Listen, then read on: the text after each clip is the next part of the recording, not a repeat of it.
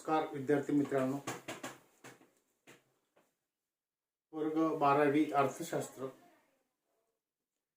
आज आपण प्रकरण 5 बाजाराचे प्रकार हे पुढील प्रकरण सुरू करत आहोत।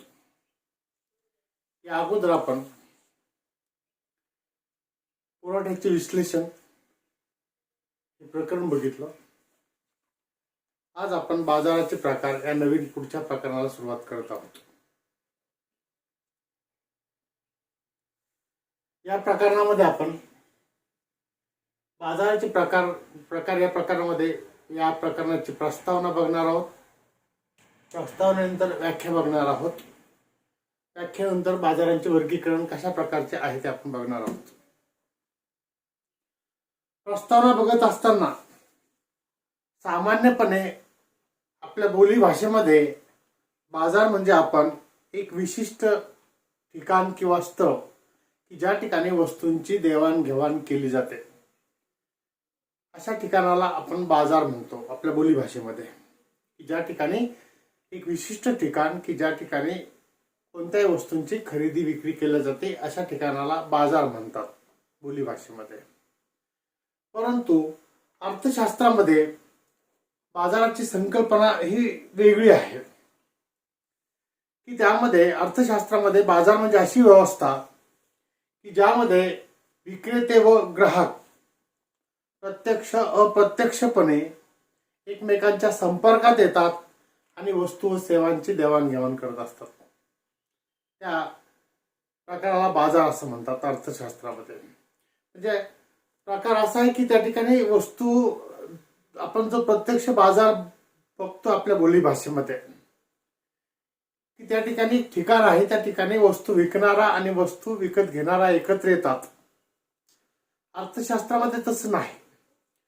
अर्थशास्त्रीय बाजारामध्ये वस्तू विकणारा पण आहे, वस्तू घेणारा पण आहे, परंतु वस्तू विकणारा आणि वस्तू घेणारा यांचा प्रत्यक्षपणे संबंध न येता, दोघं प्रत्यक्ष एकत्रित न येता तरी त्यांच्यामध्ये अशा प्रकारचे संबंध निर्माण होतात की त्यांच्यामध्ये आपापसात वस्तू देवाणघेवाण केल्या जाते, वस्तूंची खरेदी विक्री केल्या जाते।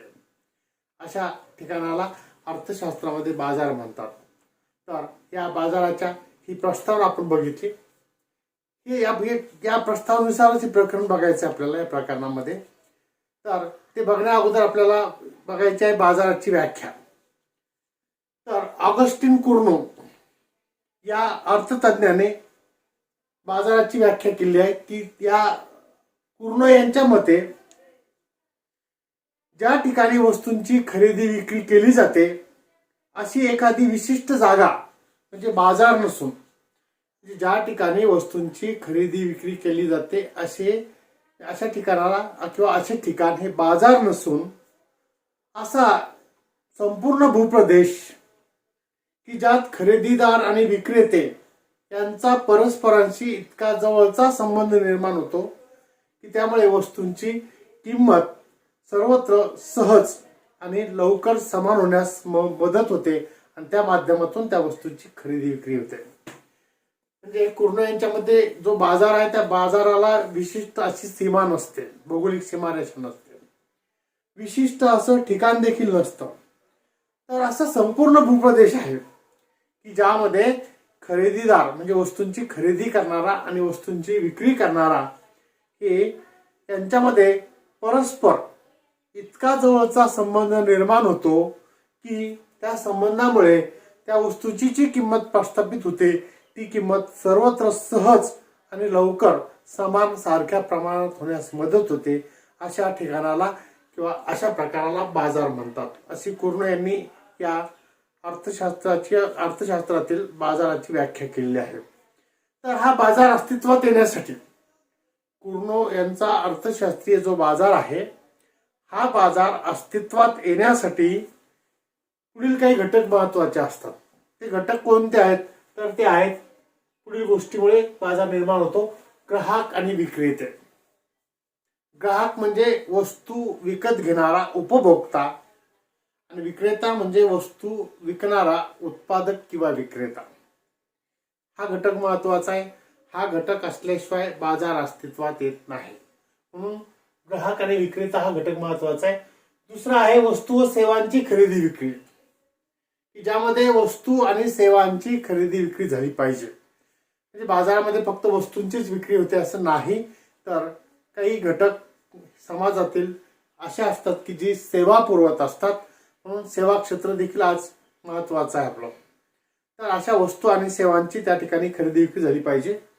त्या ठिकाणी वस्तूंची किंमत ठरली पाहिजे, कारण किमतीशिवाय व्यवहारच होत नाही, कुठल्याच प्रकारचा देवाणघेवाणच होत नाहीये. म्हणून वस्तूंची किंमत ठरली पाहिजे. नंबर 4, ग्राहक आणि विक्रेते यांच्यात जवळचा संबंध प्रस्थापित झाला पाहिजे. ग्राहक व विक्रेते यांच्यामध्ये जवळचा संबंध प्रस्थापित झाला पाहिजे. असा संबंध ज्या ठिकाणी निर्माण होतो त्या प्रकाराला म्हणायचं बाजार. आणि शेवटी आहे बाजार विषयक ज्ञान. प्रत्येक ग्राहकाला आणि विक्रेत्याला बाजाराचं परिपूर्ण ज्ञान असलं पाहिजे, असं त्या बाजाराच्या प्रकारामध्ये संबोधलेलं आहे. प्रत्यक्षपणे जर बघितलं तर आपल्याला हे दिसून येणार नाही. तर अशा प्रकारे हा बाजार आहे.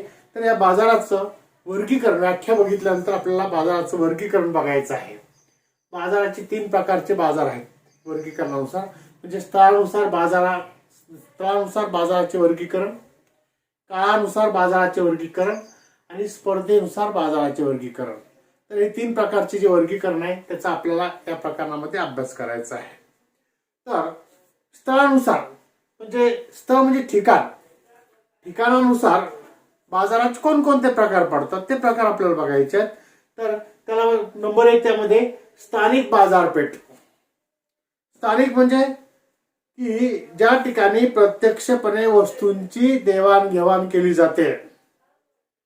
ज्या ठिकाणी प्रत्यक्षपणे वस्तूंची देवाणघेवाण केली जाते असं ठिकाण, त्या ठिकाणाला म्हणायचं स्थानिक बाजारपेठ. आपल्या बोली भाषेमध्ये जे आपण बाजार भरतो आपल्याकडे, गुरुवारी कुठला तरी बाजार असतो, शुक्रवारला कुठला तरी बाजार असतो, आठवडी बाजार, त्याला म्हणायचं स्थानिक बाजारपेठ. की ज्या ठिकाणी एक विशिष्ट ठिकाण असतं आणि त्या ठिकाणी वस्तूंची खरेदी विक्री केल्या जात असते. नंबर 2 आहे राष्ट्रीय बाजारपेठ. म्हणजे काय? राष्ट्रीय बाजारपेठ हा देशांतर्गत बाजार आहे. म्हणजे देशातल्या देशामध्ये वस्तूंची देवाणघेवाण केल्या जाते. की या बाजारपेठेला देशातील सर्व नियम लागू पडतात. जे देशांतर्गत जे बाजार चालतात त्या बाजाराला देशामध्ये बाजारपेठेविषयी जे काही कायदे असेल, जे काही नियम असेल, त्या सर्व नियम त्या बाजाराला लागू पडतात. त्या नियमानुसारच ते बाजार त्या ठिकाणी भरवले जात असतात. त्याला म्हणायचं राष्ट्रीय बाजार. नंबर 3 आहे आंतरराष्ट्रीय बाजार. आंतरराष्ट्रीय बाजारपेठ ही राष्ट्रीय बाजारपेठेच्या पलीकडे, म्हणजे राष्ट्राच्या ज्या भौगोलिक सीमा आहेत या भौगोलिक सीमा ओलांडून बाहेर गेलेले असते, त्यालाच जागतिक बाजारपेठ असं देखील म्हणतात. आज आपण जागतिक बाजारपेठेशी जोडल्या गेलेलो आहे. आपल्याकडे प्रत्येक वस्तूंचे भाव हे जागतिक बाजारपेठेनुसार ठरतात. आपण असं म्हणतो आज की जागतिक बाजारपेठेमध्ये याचे भाव उतरले, जागतिक बाजारपेठेमध्ये कापसाला किंमत नाहीये म्हणून आपल्याकडे किंमत नाहीये. तर हे झाला आंतरराष्ट्रीय बाजार. की देशाच्या सीमा ओलांडून, देशाच्या भौगोलिक सीमा ओलांडून वस्तू आणि सेवांचे आदान प्रदान केले जाते. आदान प्रदान म्हणजे खरेदी विक्री केल्या जाते. तर अशा बाजाराला म्हणायचं आंतरराष्ट्रीय बाजारपेठ. तर हे झालं स्थळानुसार बाजारपेठेचं वर्गीकरण, की स्थळ कसं आहे त्या स्थळानुसार बाजारपेठेचं वर्गीकरण. नंबर 2 आहे काळानुसार बाजारपेठेचं वर्गीकरण. काळ कसा आहे?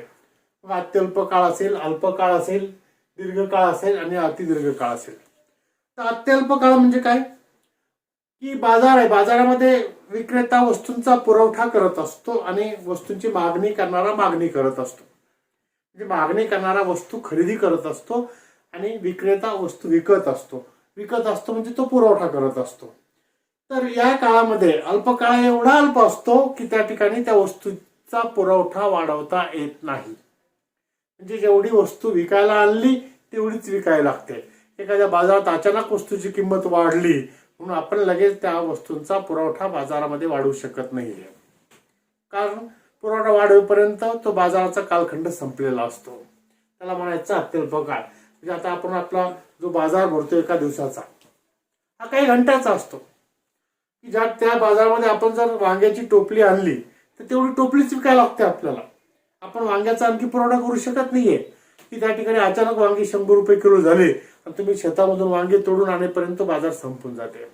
त्याला म्हणायचं अति अल्प कालखंड. की अशा कालखंडामध्ये पुरवठा वाढवता येत नाही.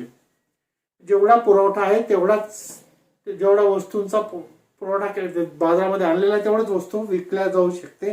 काळच एवढा अल्प असतो की त्या ठिकाणी पुरवठा वाढवला जातो. त्याला म्हणायचं अति अल्प कालखंड. नंबर 2 आहे अल्पकाळ. अल्पकाळ हा काही वर्षापर्यंत असतो, एखाद्या वर्षापर्यंत, 1 वर्ष किंवा त्यापेक्षा कमी कालावधीमध्ये. की अशा कालावधीमध्ये वस्तूंचा पुरवठा वाढवताना वस्तूंचं उत्पादन वाढवण्याकरता आपण श्रम वगैरे काही प्रमाणात वाढवू शकतो आणि श्रम वाढवून पुरवठा वाढवू शकतो. तर असा कालखंड हा काही वर्षाचा असतो, तेवढ्या वर्षापुरताच मर्यादित कालखंड असतो तो. त्याला म्हणायचं अल्प कालखंड. नंतर नंबर 3 आहे दीर्घ कालखंड. आता दीर्घ काळ हा असा कालावधी होय की ज्यामध्ये उत्पादनाचे घटक आणि उत्पादन खर्च काही प्रमाणात बदलणं शक्य असते. म्हणजे उत्पादन तंत्र वगैरे आपण बदलू शकतो, थोड्याफार प्रमाणात उत्पादन वाढवू शकतो. तर अशा प्रकारे दीर्घ कालखंड मिळतो. तुम्हाला उदाहरण सांगायचं अल्प कालखंडाचं, तर एखादा आपला सण आलेला असतो, उदाहरण दिवाळी आहे, ईद आहे, त्या दिवाळीला नवीन कपडे शिवले जातात. तर तो कालखंड काही मर्यादित असतो. म्हणून त्या ठिकाणी जो कपडे शिवणारा कारागीर असतो किंवा जे दुकान असतं गारमेंट्स, ते काय करतात, रात्रंदिवस मेहनत करून उत्पादन वाढवण्याचा प्रयत्न करतात. परंतु त्या दुकानदाराला दीर्घ कालावधीमध्ये रेडीमेड कपड्याची जर ऑर्डर मिळाली तर तो काय करेल त्या ठिकाणी की मग शिलाई मशीनची संख्या वाढवेल, शिलाई कामगारांची संख्या वाढवेल. म्हणजे हा दीर्घ कालखंड आहे. तर मोठ्या प्रमाणात त्याला अशा प्रकारे जर ऑर्डर्स आल्या तर त्याला तो खर्च करणं पडत असतो, म्हणून तो झाला दीर्घ कालखंड. आणि नंबर 4 आहे अतिदीर्घ काळ.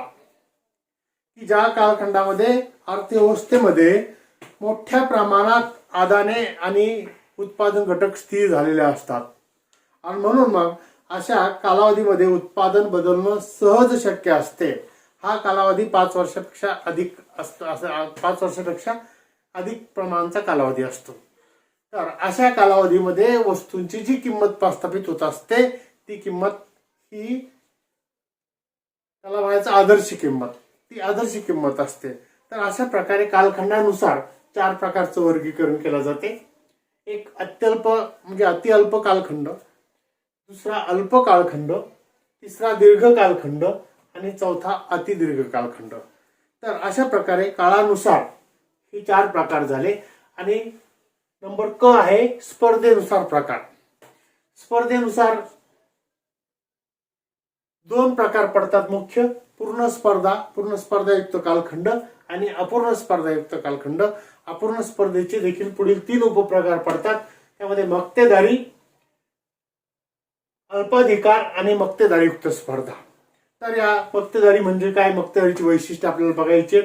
अल्पाधिकार म्हणजे काय, अल्पाधिकाराची वैशिष्ट्ये बघायची. मक्तेदारीयुक्त स्पर्धा म्हणजे काय ते बघायचंय. तर स्पर्धेनुसार मध्ये पूर्ण स्पर्धा म्हणजे काय, पूर्ण स्पर्धेची व्याख्या आणि पूर्ण स्पर्धेची काही वैशिष्ट्ये आहेत ते आपण बघणार आहोत. तर ही पूर्ण स्पर्धेची वैशिष्ट्ये आपण पुढच्या व्हिडिओ क्लिपमध्ये बघू. धन्यवाद.